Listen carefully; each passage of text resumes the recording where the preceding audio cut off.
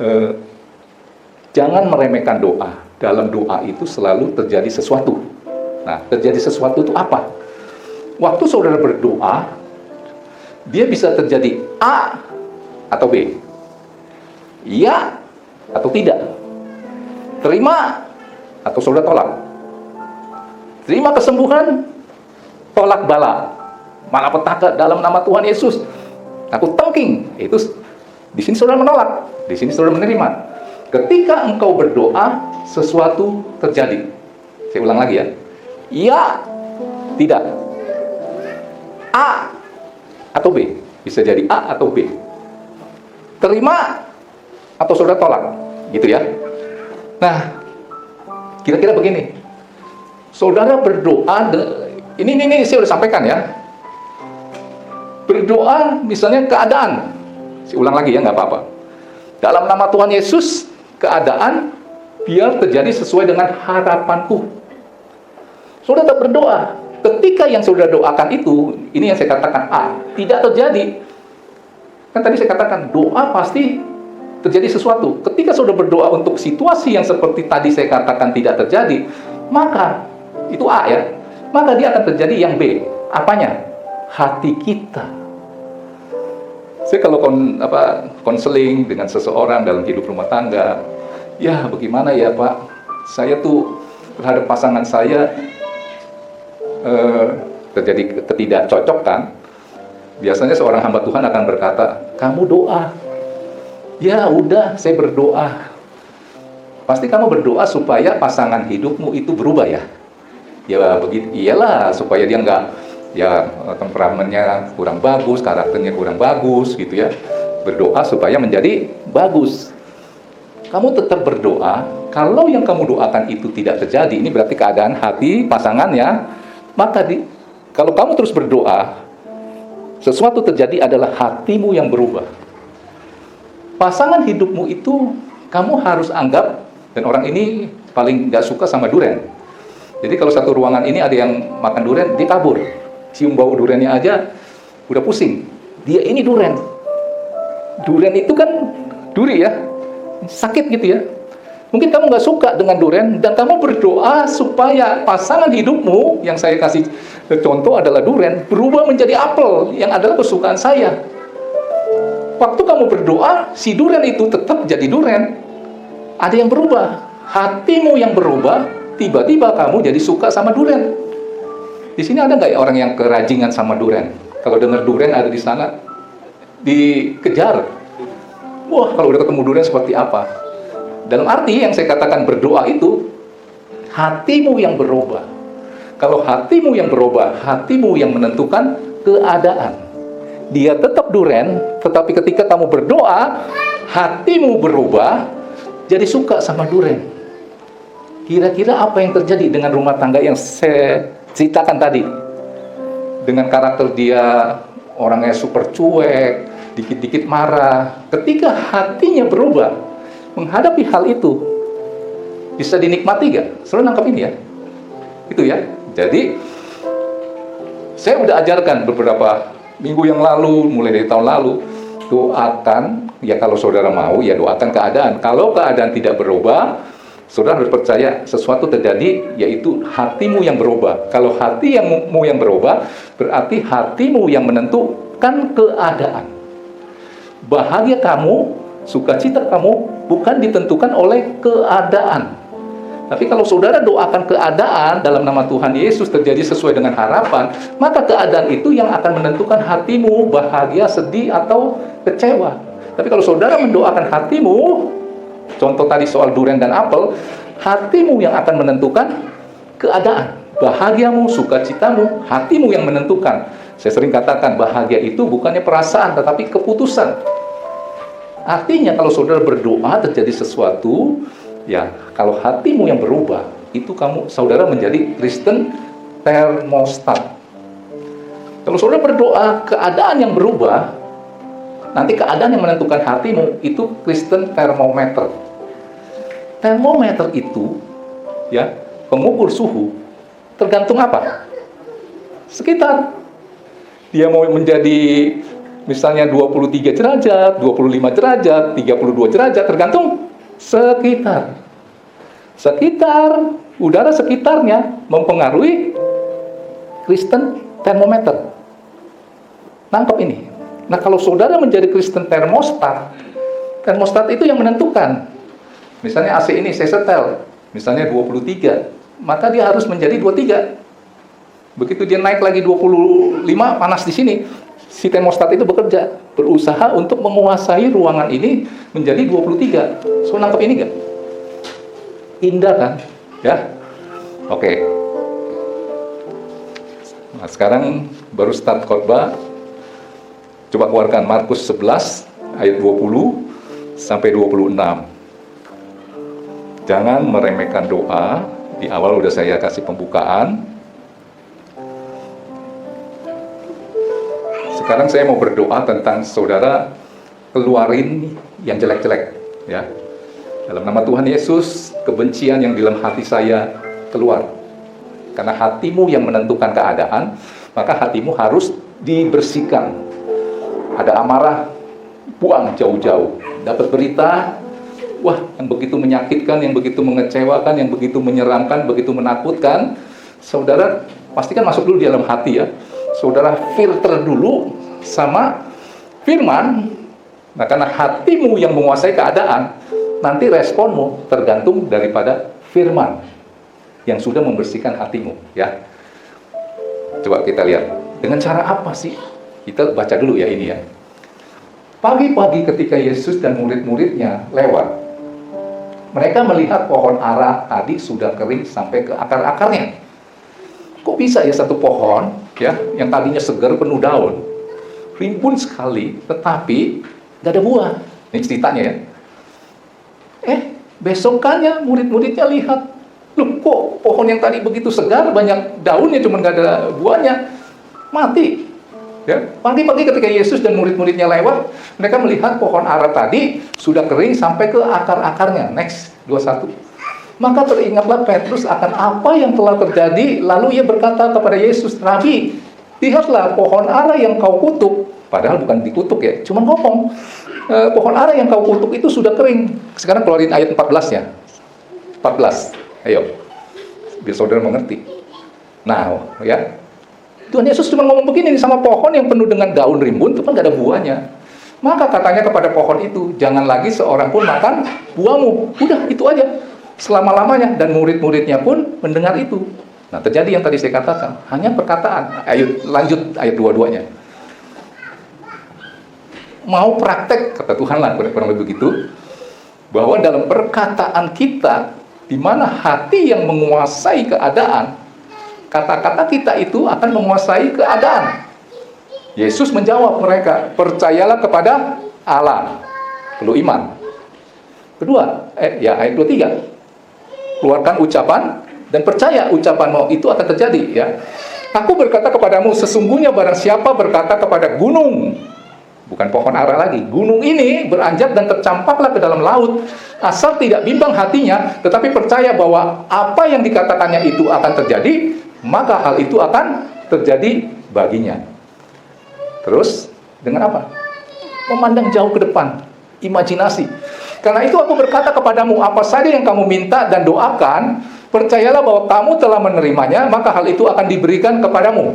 Walaupun yang dilihat belum berubah. Dalam nama Tuhan Yesus, apel, bicarakan, duren, karakter pasangannya, dia adalah duren yang saya paling gak suka, dalam nama Tuhan Yesus, berubah loh jadi apel. Yang ini bicara karakter, melek, tetap aja dia duren.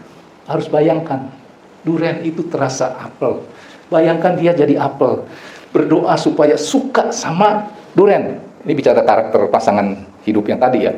Karena aku berkata kepadamu, apa saja yang kamu minta dan doakan, percayalah bahwa kamu telah menerimanya, maka hal itu akan diberikan kepadamu. Terus apa lagi? Membalas kejahatan dengan kebaikan. Si duren itu mungkin nusuk-nusuk kita, baunya nyengatin kita, kata-katanya nyelekitin kita gitu. Balas dengan kebaikan. Karena ayat 25. Dan jika kamu berdiri untuk berdoa, ampunilah dahulu sekiranya ada barang sesuatu dalam hatimu terhadap seseorang, supaya juga Bapamu di surga mengampuni kesalahan-kesalahanmu. Ayat 26. Tetapi jika kamu tidak mengampuni, maka Bapamu di surga juga tidak mengampuni kesalahan-kesalahanmu. Pernah nggak saudara ketika mendoakan, ini bicara lagi kembali ke pasangan hidup yang tadi, saya bisa mengasihi dia, saya bisa mengampuni dia kalau dia berubah dulu. Bagaimana saya bisa mengampuni dia Pak Pendeta, mengasihi dia Pak Pendeta? Pasangan kayak begini, sontoloyo, aduh, Pak Pendeta belum ngerasain sih. Tadi saya katakan apa? Kalahkan dengan kejahatan dengan kebaikan.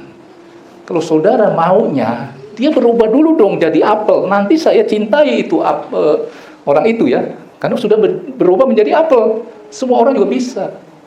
Saudara dituntut. Bisa nggak mengasihi si duren ini nih? Ya. Orang yang karakternya jelek, buruk, ini bicara pasangan hidup nih. Ya. Kalau bisa, berarti saudara punya iman. Nah sekarang kita bahas satu-satu ya. Walaupun tablet saya ketinggalan, saya coba salin di sini. Pertama adalah, poin pertama, berdasarkan ayat 22. Yesus menjawab mereka, ketika murid Tuhan Yesus berkata, pohon itu loh, mati. Kamu mau jadi seperti itu? Maksudnya mau punya kuasa seperti itu?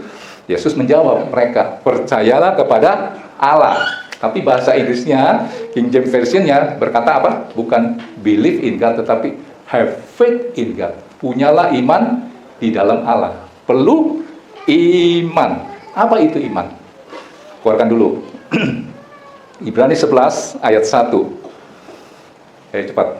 Iman adalah dasar dari segala sesuatu yang kita harapkan, dibuktikan dengan segala sesuatu yang tidak kita lihat. Tapi kita harus bilang amin.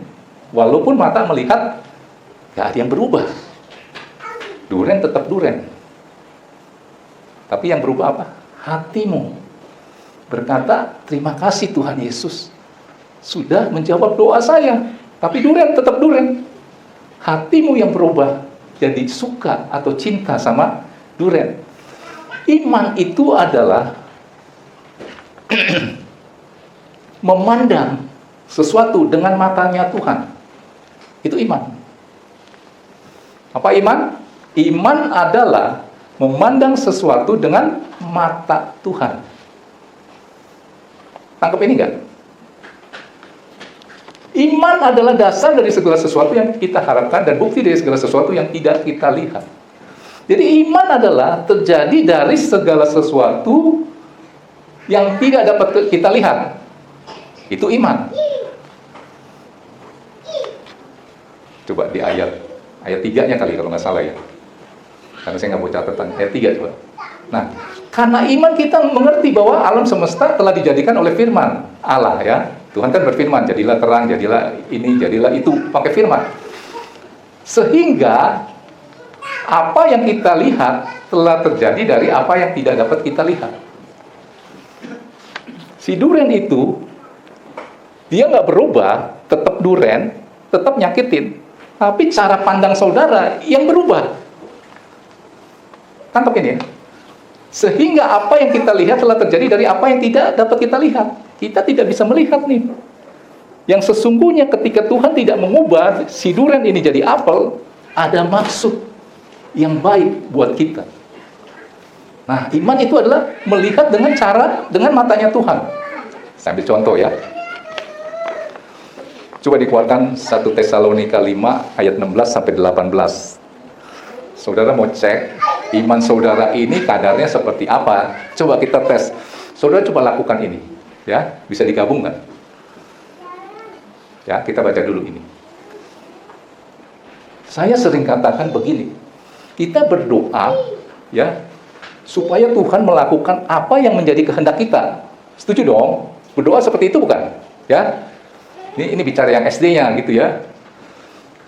Tuhan akan melakukan apa yang menjadi kehendak kita ketika kita juga melakukan apa yang menjadi kehendak Tuhan. Jadi apa tuh? Imbang, ya.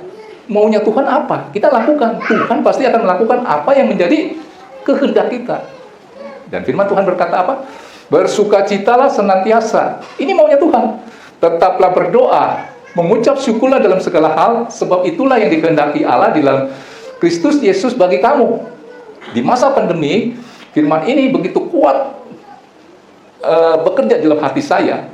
Lihat masa pandemi, usaha sampai tutup, usaha saya udah tutup nih ya. Kalau lihat begitu, saya masih bisa bersuka cita nggak? Jawablah saudara. Saudara yang tadi punya usaha apa, sekarang ditutup. Saudara masih bisa bersuka cita? Praktekin ini. Bersukacitalah senantiasa. Karena sukacitamu itu tidak ditentukan oleh keadaan. Karena saudara menjadi Kristen termostat. Saudara yang tentuin. Panas ini mau jadi berapa, saudara yang tentuin. Saudara bukan menjadi Kristen termometer. Termometer itu tergantung keadaan. Di sini ada api, matahari panas, dia jadi panas. Itu termometer. Saudara jadi Kristen termostat, saudara yang tentuin. Saudara yang bikin suasana adem atau tidak, itu saudara yang tentuin. Bersukacitalah senantiasa di dalam Tuhan. Bukan di dalam keberkatan Tuhan. Kalau dalam keberkatan Tuhan, saudara nggak perlu Roh Kudus. Saudara nggak perlu Tuhan. Penjahat aja kita panggil nih. Jahat nih ya, citanya nih jahat. Kita keluarin duit ya, 1 juta. Kita ngeprank dia deh. Wah, dia bisa bersuka cita. Percaya nggak? Masih mas, jahatnya bukan main. 1 juta nih, apaan nih? Buat saya nih bener. Dia langsung suka cita kan? Berarti suka cita dia tergantung keadaan. Nah, bersukacitalah senantiasa di dalam Tuhan. Tetaplah berdoa. Bisa nggak? Ketika keadaan sepertinya Tuhan nggak jawab doa saya. Itulah tercetus di Facebook saya, judulnya, ketika aku mulai letih untuk berdoa. Di saat seperti itulah Tuhan menjamah mama mertua saya. Dia percaya. Terima Tuhan Yesus. Wah, itu saya senang, bahagia. Kesenangan saya, kebahagiaan saya meluap, saya mau bagikan. Pertama saya baginya pendek-pendek kan. Tiba-tiba Tuhan kasih hikmat tuh, cerita gini. Ya maaf ya, bukannya sombong nih. Itu yang nonton udah banyak tuh. Udah ribuan, memberkati banyak orang. Semangat saya, ya. Saya tetap berdoa walaupun secara kasat mata yang saya lihat nggak mungkin ini terjadi, ya. Makanya kalau saudara setia terus melakukan apa, misalnya doa, Tuhan bilang apa? Tuhan menjaga orang yang setiawan. Jangan lu udah ditolong Tuhan, diberkati Tuhan, kurangin doamu. Karena punya pemikiran, udah, gak usah terlalu serius banget sama Tuhan. Doa ya doa seperti doa makan. Itu kira-kira orang itu ada kesombongan nggak ya? Ini saya ulang lagi nih, biar benar-benar bisa masuk ke dalam hati saudara. Kira-kira ada nggak pemikiran seperti itu? Udah jangan terlalu serius, lu doa melulu. Capek gue lihat lu doa melulu. Kalau diajakin berdoa, ya doa lagi. Kalau orang itu nggak mau berdoa, berarti dia merasa mampu tanpa Tuhan. Makanya firman Tuhan berkata kepada orang yang congkak, sambungan yang tadi ya, Mazmur 31 ya. Keluarin lagi deh, biar ini kayaknya ini jadi rema buat saya. Ini dapatnya tadi pagi. Mazmur 31 ayat 24. Nah, ini harusnya 23-nya. Tadi kita nggak baca ya. Kasihilah Tuhan, hai semua orang yang dikasihinya. Tuhan menjaga orang yang setiawan, tetap berdoa, tetap melayani Tuhan, walaupun dia dikucilkan, walaupun dia nggak dianggap, dia setia loh. Tetapi orang-orang yang berbuat congkak, diganjarnya dengan tidak tanggung-tanggung, merasa mampu tanpa Tuhan. Tidak usah doa-doa, misalnya ya. Lanjut, 23-nya. Ini tadi kita belum baca, 24. Ketika mulai lemah, kayak tadi saya pagi, aduh, kok lemes amat nih, males amat, roh saya nggak nyala-nyala. Kuatkan dan teguhkanlah hatimu, hai semua orang yang berharap kepada Tuhan. Kalau saudara mengandalkan Tuhan, kuatin hatimu ya. Kembalikan lagi 1 Tesalonika 5 ayat 16-18. Ayo. 1 Tesalonika 5 ayat 16 sampai 18. Lakukan tadi apa? Bersukacitalah senantiasa, tetaplah berdoa, mengucap syukurlah dalam segala hal. Praktekin ini. Ya, apapun yang terjadi, kalau saudara tetap menjadi orang yang setiawan dalam arti tetap berdoa, ada yang bagus, ada yang manis, ya. Poin kedua, ayat 23-nya.